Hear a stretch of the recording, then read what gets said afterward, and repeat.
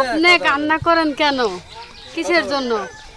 কথা বল। প্রথমবার সালাম দিলাম, সালামের জবাব দিল। তারপরে দ্বিতীয়বার কান লাগাইলাম গাছের সাথে, দ্বিতীয়বার মনে করেন চিৎকারের আওয়াজ পাওয়া যায়, মহিলার কণ্ঠ। নাটক সিনেমা নয়, এটি বাস্তব। গাছ নাকি কথা বলছে, সেই সাথে দিচ্ছে নানান সমস্যার সমাধান। গাছের শুনলাম যে কথা বলে, এবারে গাছে জিজ্ঞেস করলাম যে ভাইয়ের বিয়ে হবে কিনা, বলছে বলছে, আর দুইবার বলছে। তাই যখন আবারও প্রতিবার আবার বললাম, তখন বললো জোরে এরকম করে ওরে। এটা কি সত্য কি মিথ্যা একমাত্র আল্লাহ জানে। সালাম দিয়ে জিজ্ঞেস করলো, আসসালামু আলাইকুম, আপনি কি বাবা না মা? আমি একটু বিপদে আছি, আমার সাহায্য করেন।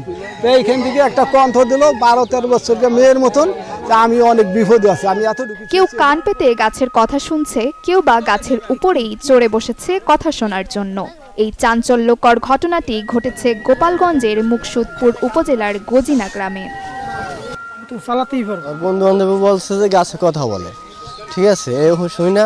আমি বন্ধু বান্ধব নিয়ে যে গাছ আসছি, আইসা গাছের নিচে কান পাতলাম, খালি ঘুন ঘুন একটা শব্দ শুনলাম। শোনার পরে আবার গাছের উপরে আমি উঠলাম, ওঠার পরে আওয়াজটা আরও বেশি হয়। হ্যাঁ, গাছে কথা বলে কি ঘুন ঘুন করে কান দে, ঠিক আছে।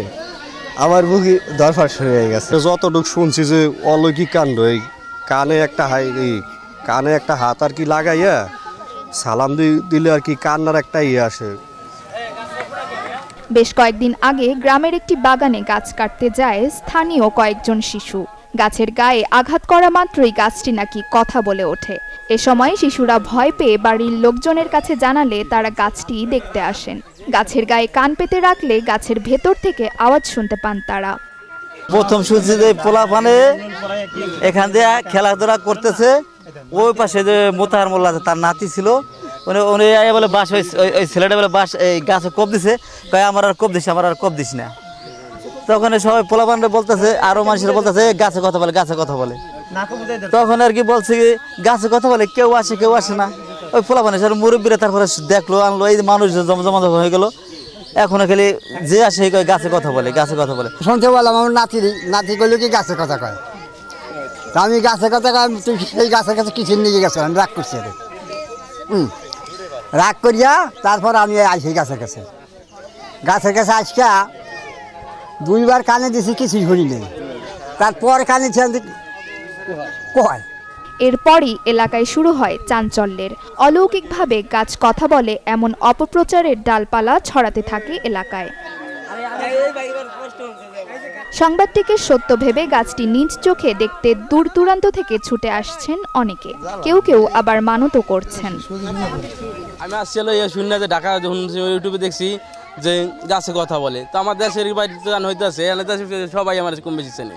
আর আমার এলাকার ভিতরেই এক নাম এসে যে গজনা, আমার 3টা এলাকা এক নাম এসে ভাই গজনা এসে পাইছি যে আসলে কথা বলে। শুনছি যে গাছে কথা বলে, কিন্তু আইসে দেখে এটা বাস্তব, কিন্তু প্রথমে বিশ্বাস করি নাই, কিন্তু নিজের চোখে এখন আইসে তো দেখলাম, কিন্তু গাছের সাথে কানই করছি, কিন্তু এটা বাস্তবেই শুনতে পারছি। এখানে এসে মানুষের কথা আমি বিশ্বাস করি না, নিজে এসে দেখি না শিওর কথা বলে গাছে। সালাম দিলে সালামের উত্তরটা পাওয়া যায়, তবে একা দেখতে হবে, 5-6 জনে এটা শিওর পাওয়া যাবে না, একা কান দিতে হবে। ইসলামের দৃষ্টিতে এটি ঠিক না বলে মন্তব্য স্থানীয় মসজিদের ইমামের। যে ঘটনা করছে এটা হলো জিন আটকে রাখছে গাছের মধ্যে, ওই জিনটা বিপদে পড়ে কান্নাকাটি করে, এটাই, এছাড়া অন্য কিছুই না। ইসলামের দৃষ্টিতে এটা ভালো কাজ না, মানে ভালো মানা যাবে না, ঠিক আছে। গাছটি দেখতে প্রতিদিন শত শত মানুষ ছুটে আসছে। এতে কেউ যাতে প্রতারণার শিকার না হয় সে বিষয়ে প্রশাসন উপযুক্ত ব্যবস্থা নিবে বলে আশা স্থানীয় অভিজ্ঞ মহলের। Desk report, channel 24।